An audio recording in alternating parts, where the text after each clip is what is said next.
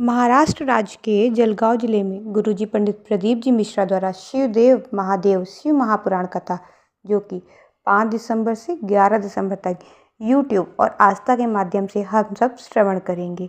आज कथा का पहला दिन था। यहाँ पूज्य पंडित प्रदीप जी मिश्रा ने कुछ पत्र पढ़े। यह पत्र जो पढ़कर पत्र ने इसने क्या उपाय किया वो प्रदीप जी मिश्रा ने बताया। तो पहला जो पत्र था वो था कि एक माता थी, उनको किडनी में स्टोन था, किडनी में गांठ हो गई थी। तो उसका क्या हुआ था, और वो बता रही थी कि उन्होंने डॉक्टर को दिखाया। डॉक्टर को दिखाने के बाद ऑपरेशन की तारीख तक निकल आई थी। उन्होंने एक छोटा सा उपाय किया, शंकर जी को जाकर 1 लोटा जल चढ़ाया और उस जल का आचमन किया और उस जल को पिया और उस जो एक बेलपत्र चढ़ाया उस बेलपत्र को खाना आरंभ किया। देखा उन्होंने धीरे धीरे जो उनकी किडनी की गांठ थी वो गलना प्रारंभ हो गई। और फिर जब उन्होंने दोबारा टेस्ट करवाया तब उसमें किडनी की गांठ पूरी तरह से ख़त्म हो चुकी थी। तो आज उन्होंने ये पत्र पढ़ा और ये उपाय बताया कि किसी को भी अगर किडनी में गांठ है तो वो ये उपाय करे, शंकर जी को 1 लोटा जल दे और बेलपत्र खाना शुरू करे। आप देखेंगे धीरे धीरे आपकी जो बीमारी है वो ख़त्म हो जाएगी। दूसरा उन्होंने एक पत्र पढ़ा जिसमें ये बताया था कि एक सुनीता राजेंद्र कोहली थी, वो 2 साल से बीमार थी। वो उठ भी नहीं पाती थी, चल फिर नहीं पाती थी, उनके भी पेट में गांठ थी। डॉक्टर कह रहे थे, मतलब ऑपरेशन की भी तारीख निकल आई थी। उन्होंने सिर्फ टीवी पर कथा सुनी और बाबा के मंदिर में जाकर 1 लोटा जल को बाबा को समर्पित किया और वो 1 लोटा जल जो चढ़ाती थी उसको वो पीती थी। फिर इसके बाद बेलपत्र चढ़ाया। बाबा की कृपा से उनकी गांठ गल चुकी है और डॉक्टर ने ऑपरेशन का कह दिया नहीं होगा और गांठ पूरी तरह से ख़त्म हो गई है।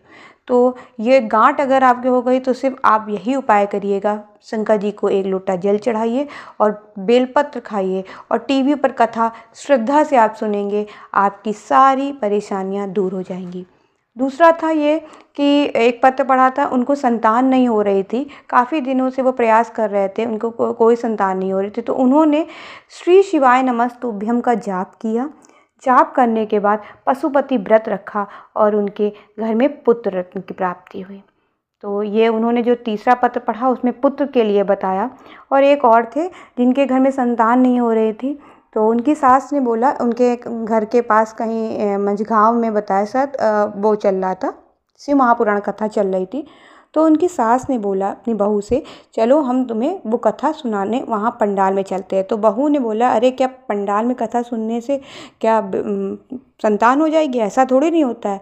सास ने उनको मतलब अपनी बहू को वहाँ ले जाकर शिव कथा सुनाई और उन्होंने खुद बोला कि मैं बाबा का क्या गुणगान करूँ कि मेरी शिव महापुराण कथा पूरी हुई और मुझे मतलब खुशखबरी मिल गई। उनका नाम रूपाली किशोर पाटिल था। तो उनके घर संतान की प्राप्ति होगी। तो शिव महापुराण कथा सुनने से ये चीज़ हुआ। तो आप इस कथा को सुने और जिसके घर में संतान नहीं हो रहा है तो वो बाबा पर विश्वास रखे, आपके घर में अवश्य संतान हो जाएगी। तो आप ये छोटे से उपाय कर सकते हैं। श्री शिवाय नमस्तुभ्यम। हर हर महादेव।